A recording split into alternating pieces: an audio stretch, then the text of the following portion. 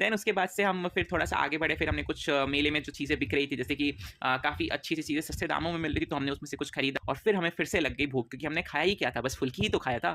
फिर हम बैठ गए वापस से एक चाय की दुकान कह लो या फिर टपड़ी कह लो, वहाँ पे बैठ गए और वहाँ पे हमने ऑर्डर किया समोसे और केले की बहुत ही गरम-गरम वो पकौड़ियाँ छान रहे थे, तो हमने वो भी ऑर्डर कर लिया और साथ में हमने ऑर्डर किया आई थिंक 4 से 5 कप चाय, और चाय उन्होंने दी थी बट्टे में। और बट्टे की चाय का स्वाद तो कुछ अलग ही होता है, और चाय पी के तो बिल्कुल मज़ा ही आ गया, मैं क्या ही बताऊँ।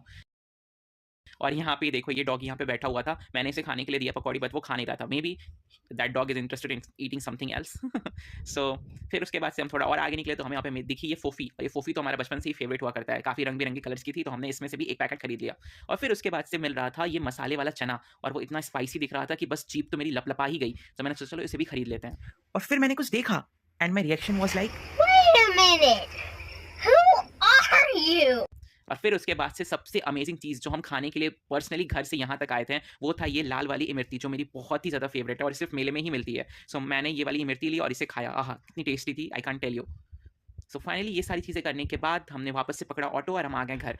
सो होप करता हूँ गाइज़ आपको ये मिनी ब्लॉग पसंद आया होगा, और आप बताओ आप मेले में गए या नहीं? आपने इस साल कोई मेला अटेंड किया या नहीं? अगर किया है तो वेल एंड गुड, और नहीं किया तो जाओ। So this is all for today's blog, so stay tuned and till then a very good bye. Bye bye.